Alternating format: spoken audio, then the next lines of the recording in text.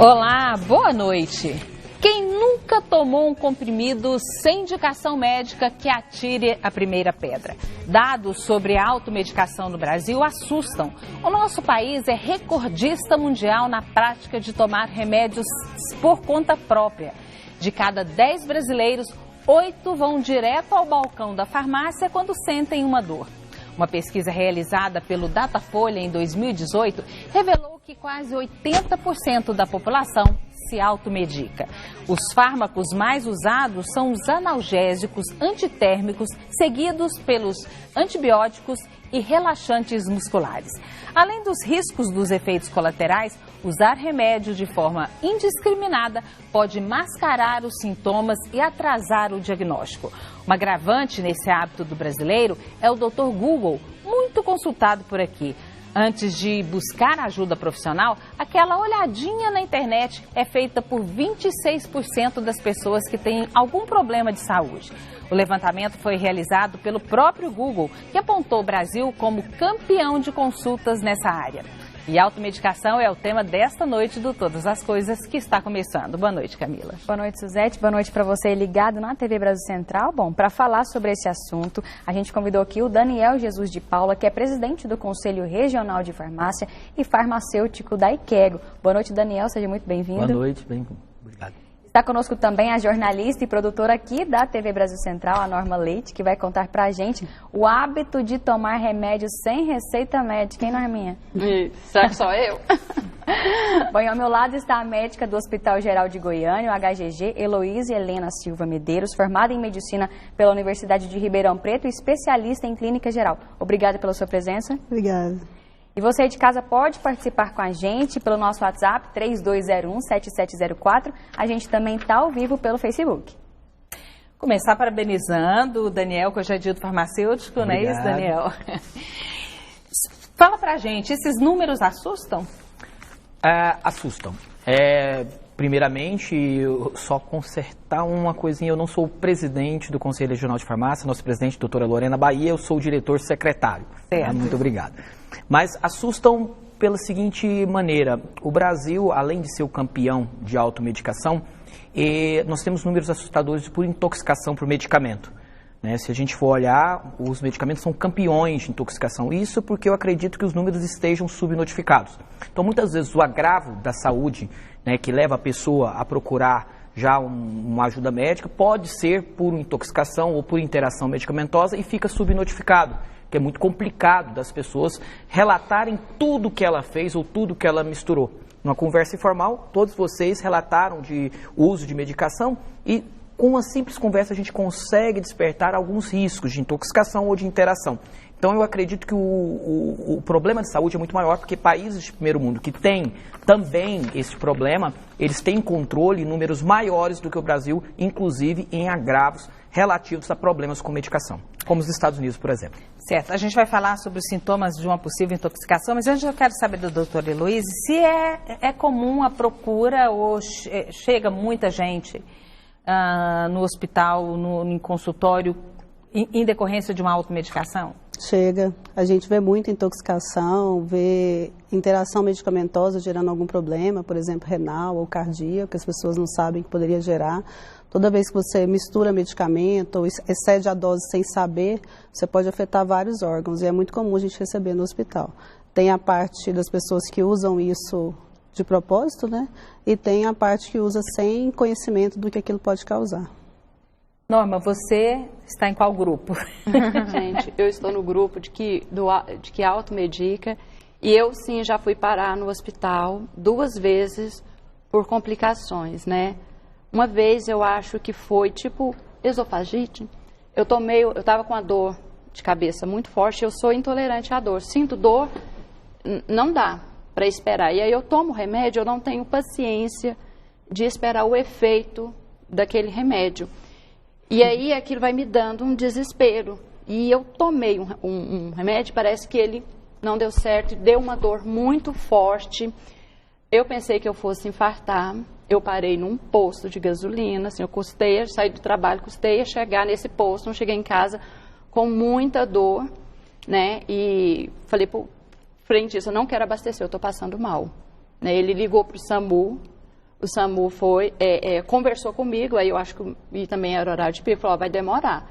Aí eu pedi eu não conseguia falar, eu conversei com o frentista e falei, não, liga pro meu namorado.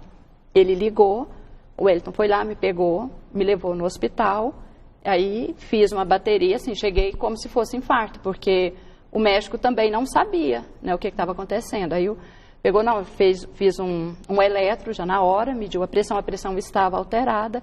Então, assim, eu passei por esse problema. E teve uma vez também, né, assim, no decorrer do programa, eu vou lembrando das N vezes, né, mas que eu também afetou o estômago, né, eu tinha sobrado alguns antibióticos lá em casa. Meu Deus. Aí eu, com dor de infecção à garganta, eu sei que é amoxicilina, tomei. Só que não foi o suficiente. Eu sei que essa amoxicilina com um outro anti-inflamatório, eu fui tomando e aquilo ali detonou o meu estômago, fiquei muito fraca, fui parar no gastro. Isso, o sobrar com o antibiótico já mostra que ela já pode ter cometido um erro no uso desse antibiótico, porque é um outro problema que a gente tem, a automedicação. Ela vai além vamos dizer que ela vai além do remédio, porque muitas pessoas começam a sentir um início de de melhora e param o tratamento, né? Fala, não, vou tomar mais remédio não, aí sobra esse remedinho que não há outra oportunidade. Não, e eu tenho criança, né, adolescente, então assim, ela toma enquanto ela tá ruim, e aí para você obrigar a tomar o remédio, não toma, ela melhorou um pouquinho, geralmente, antibiótico, aí eu falo, não vou jogar fora também, até porque precisar de uma receita médica para comprar, já fica aqui. Eu não sou criança, mas eu faço isso. Melhorei e parei. Só que com meu filho é diferente, tá, galera? Assim, eu faço ele tomar tudo. Mas comigo... Mas é criança, né? Ele é criança. E eu que não sou, né, que deveria ter essa consciência, eu paro mesmo de tomar. Quando eu melhoro, eu falo, ok, já fez o efeito, né? O problema é essa visão. Quando fala de antibiótico, então, com meu filho eu vou tratar bem, porque meu filho eu vou cuidar bem. O problema é que o antibiótico não é um medicamento para você. Ele é um medicamento que ele é um tóxico seletivo. Ele mata a bactéria e, teoricamente, ele tem que fazer muito pouco com você. Quando ele faz alguma coisa no seu corpo, é porque ele está fazendo efeito colateral. Ele tem que matar a bactéria e não matar mais nada. Então, quando você não toma antibiótico, o problema não é seu. O problema é de uma microbiota que fica resistente. Então, a bactéria que você não matou ela corretamente, vamos colocar assim, ela fica seletiva, ou seja, as que era fraquinha morreram e as mais fortes vão sobrevivendo. Essa bactéria, ela vai infectar só você ou ela vai infectar quem está ao seu lado? Todos. Então, o uso inadequado do antibiótico não é um problema isolado, ele é um problema de comunidade. Por isso que a gente deve pregar o uso racional de antibiótico, inclusive a obediência irrestrita à medicação, à prescrição médica. Então, quando eu exijo na lei que o antibiótico deve ser feito pelo médico, inclusive o médico deve fazê-lo de forma racional.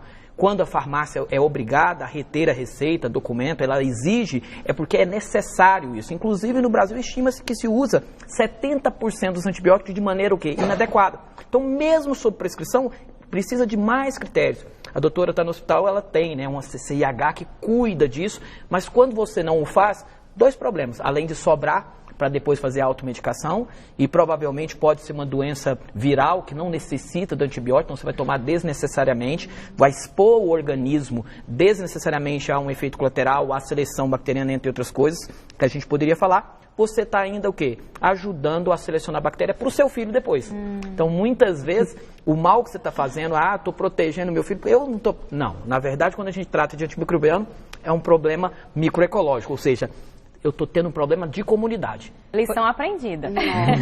Doutor, e tem um outro fator, a gente já viu conversas de pessoas que já chegam no médico e já fala, ela já leva o que ela tem que tomar. Doutora, sim, eu vim aqui porque eu preciso tomar um antibiótico, eu estou assim, sabe? Muito assim comum. Também acontece. Sim, e tem o mito, em cima do antibiótico, que as pessoas às vezes acham que só vão melhorar quando fizer uso do antibiótico, né? E às vezes por um problema viral, o vírus acaba morrendo e coincide que ela tomou um antibiótico, então as pessoas têm o mito que o antibiótico cura tudo. Eu trabalho já há 8 anos em UTI e o que a gente vê de resistência bacteriana é assustador. O que a gente vê de pacientes que não conseguem ser tratados porque tem bactérias multiresistentes, que já não existem drogas que conseguem tratar, é absurdo, que fazem infecção generalizada. Eles já chegam com o uso de vários antibióticos por tempo inferior ao que deveriam, gerando a resistência. E aí, quando a gente chega no hospital, a gente já tem uma dificuldade muito grande para tratar. Pois é, e mesmo com todo o critério que existe hoje, por exemplo, eu não consigo chegar na farmácia e comprar um antibiótico sem receita médica. E como que, mesmo assim, ainda alguns remédios chegam ao paciente de forma errada? Sua pergunta é boa porque é fruto de investigação, inclusive complexa, sanitária. Então vamos lá. Vocês já detectaram um problema, que são as sobras, né? Sobrou. E essa sobra, quando você fala de criança, é pior ainda, porque o medicamento ele é de reconstituição, muitas vezes. E quando a gente reconstruiu o medicamento, que era sólido, ou seja, ele era um pó, e você reconstitui ele, a data de validade já não é mais a data de validade dele não reconstituído. Ou seja, além dele você fazer a automedicação, aquele medicamento pó para ressuspensão, ele também está inadequado para uso pela sua estabilidade. Ele teria que ser utilizado no máximo em 2 semanas, você não vai utilizá-lo, ou seja, você está usando um medicamento inadequado para uso. Porque a data de validade do medicamento é quando ele está lacrado dentro da embalagem original. Então é outro problema que eu detecto. Mas o que você está falando é um problema, a sobra. Segundo problema, farmácias ou estabelecimentos que vendem o medicamento de forma inadequada, né? A gente viu hoje, mais cedo, a operação, né, de medicamento, carga roubada, roubou aquela carga, os distribuidores que o vende sem controle, sem nota fiscal. As farmácias que o compram sem controle, ou seja, ele fica um medicamento over the counter, ou seja, ele não tem um critério, né? Não tem um controle, ou seja, ele não é controlado pela vigilância. Então, vendem sem a receita. Então, olha para você ver que um problema que chega, um roubo pode virar aquele medicamento. Então, quando você compra, muitas vezes, um medicamento sem nota, sem a receita, que você sabe, a origem dele é uma origem até criminosa, duvidosa. Então, é outro problema que a gente, que é brasileiro, a gente não pensa no caminho que aquilo fez. Terceiro, a gente tem também as pessoas que são os famosos, eu acho que no Brasil, as 2 profissões que são mais estimuladas o exercício legal é a medicina, acho que em primeiro lugar, porque fala que de médico e louco todo mundo tem um pouco, e a farmácia. Eu acho que todo mundo acha que tem um estabelecimento farmacêutico na sua casa e pode dispensar medicamento ao bel prazer, do jeito que for, e dispensa. Por que você está tendo? Está tendo alguma coisa? Eu tenho alguma coisa lá em casa. Todo mundo tem alguma coisa em casa e vira aquela, desculpa, perdão a palavra, aquela promiscuidade farmacológica. Ou seja, todo mundo troca medicamento com todo mundo, vizinho, e geralmente isso é mais problemático ainda quanto mais aumentando a idade. Norma, você tem farmacinha? Eu tenho uma farmacinha e eu entro em desespero quando essa farmacinha está acabando. Pelo amor de Deus. Sério, eu chego na farmácia, eu não compro só o medicamento que eu fui buscar, né, da receita. Às vezes eu chego lá, essa semana eu estou usando, fazendo promoção aí. Eu quero um dele. Eu estou fazendo uso de um antibiótico, né? Aí eu fui comprar e eu não sei se é farmacêutico ou balconista. Mostrei a receita, foi bonitinho, vendeu. Aí eu falei pra ele falou, você tá com fraqueza, né? Porque é infecção urinária. Eu falei, sim, eu tô com fraqueza, sentindo isso. Não, você tem que tomar uma vitamina. Seu médico não passou? Eu falei, não. Nossa, não, então eu vou passar pra você. Aí foi lá e pegou a vitamina e eu comprei, né? Tô lá tomando a vitamina. Mas eu tenho a minha farmacinha, Suzete. Não fico sem remédio para enxaqueca, remédio para gripe, porque a gente não... Remédio para dor, antialérgico, a gente não sabe a hora que vai chegar. A hora que vai precisar. E às vezes chega gente lá em casa, nossa, vou ter que falar isso, né? Eu tenho gato em casa e já foram 2 amigas minhas, chegam, aí começa, né, passar mal. Eu falo, não, eu tenho aqui um antialérgico. Aí elas vão e tomam também. Eu achei que você usava o remédio do gato. Não, por causa do pelo, né? Aí elas vão.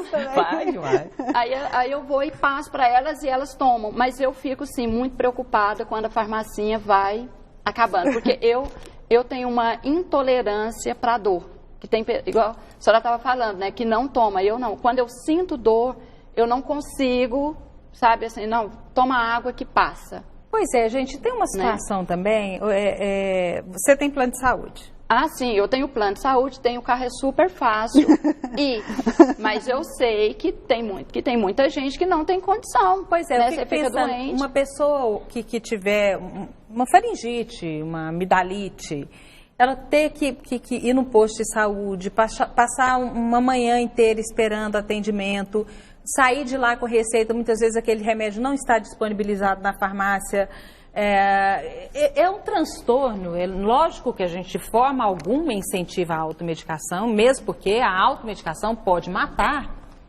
Mas eu acho, não sei se vocês concordam comigo, é quase um problema de saúde pública, porque de ações, de políticas públicas, porque a população também tem, mesmo quem não tem tolerância à dor, mas que está doente, está sentindo mal, e ela vai fazer o quê? Vai ficar esperando poder ter um atendimento? A pessoa trabalha, às vezes ela tem que matar serviço, ela fala, nossa, eu vou matar serviço para ir ao médico, né? Pessoa, tentar um atendimento pelo SUS, e às vezes é algo aparentemente simples, aí talvez a doutora poderia falar, né? E assim, o que vocês estão falando, de maneira alguma, eu estou aqui falando assim, vamos acabar com a metodologia, não existe isso. Qualquer país moderno, com boa saúde, né? Eu conheço alguns países, já morei fora, então assim, todos têm automedicação. Existe algum problema de saúde que chama problemas de saúde autolimitados. O que é o problema de saúde autolimitados? Um resfriado é autolimitado? É autolimitado. Em alguns dias ele vai desaparecer, ele vai acabar. A maioria das cefaleias são autolimitadas? São. Então, a automedicação, ela tem que ser feita de maneira, inclusive, consciente. Por exemplo, é normal você tomar esporadicamente um medicamento para dor de cabeça sem ter que ir ao médico ou usar? Sim. O medicamento, ele é vendido, ele é um MIP, medicamento isento de prescrição, porque ele pode ser vendido isento de prescrição. E seria interessante ter orientação farmacêutica, porque o farmacêutico tem que estar disponível na farmácia. Se o farmacêutico não está disponível, você deve procurar, né, o site do Conselho Regional de Farmácia, fazer a denúncia, porque toda farmácia tem que funcionar em tempo integral com o farmacêutico. Então você tem direito, é um seu direito como consumidor, inclusive, ter acesso ao farmacêutico. Então, para os problemas de saúde autolimitados, você vai até ver que na caixinha do remédio, na bula, está escrito o quê? Nos aparecendo sintomas, você vai ter que procurar o médico. Então, vê lá. Você tem, por exemplo, uma congestão nasal que pode ser um sintoma do resfriado. 3 dias, usou o medicamento, que é o antigripal, na verdade, o medicamento para os sintomas da gripe, os sintomas permaneceram ou pioraram. A gente já está desconfiando, não é um problema de saúde autolimitado, porque ele tem que melhorar espontaneamente. Não melhorou? Aí tem que consultar um especialista, consultar um médico para que seja feito o tratamento de suporte, o tratamento crônico. Então, o medicamento isento de prescrição, aquele que eu compro sem receita, ele não foi feito para você usar cronicamente. É o que a gente estava conversando no intervalo. Mesmo o antialérgico, tudo bem, deu alergia ao gato. O antialérgico, ele é um medicamento isento de prescrição. Sintomas de alergia, eu posso tratá-lo em casa, você tem essa segurança. Não está errado. O que está errado é você tratar situações, muitas vezes não autolimitadas, que requerem um diagnóstico médico, requerem exames mais profundos para que o médico tenha um diagnóstico, com esses medicamentos isentos de prescrição, né? Então, você pode continuar aí na sua farmácia, utilizar medicamentos, inclusive, de forma esporádica. O que não pode é um problema que está crônico, um problema que já está estabelecido, dor de cabeça, uma ou outra, tudo bem. Mas se a dor de cabeça tiver características mais crônicas, precisa ir no médico. Pode ser uma enxaqueca, pode ser uma dor de cabeça, uma cefaleia crônica. Então, por isso que é necessário saber, é um distúrbio autolimitado ou é uma doença mais complicada. Certo, nós vamos ouvir a doutora daqui a pouco, logo após o nosso intervalo. E tem uma coisa muito interessante também, que às vezes a gente não sabe, é que o farmacêutico, ele pode receitar esses remédios, esse MIPs, né, que a gente fala, né? E algumas pessoas ficam em dúvida. Então, muitas vezes, se a pessoa está sentindo alguma coisa, tem essa dificuldade de ir no médico, ela pode ir numa farmácia e perguntar se o farmacêutico achar que aquilo pode ser tratado com um desses medicamentos, ele pode fazer isso, ou se não, falar para você procurar um médico. Mas a gente volta já já, dá tempo de você participar, fazendo a sua pergunta pelo nosso WhatsApp que está aí na tela. A gente volta já já.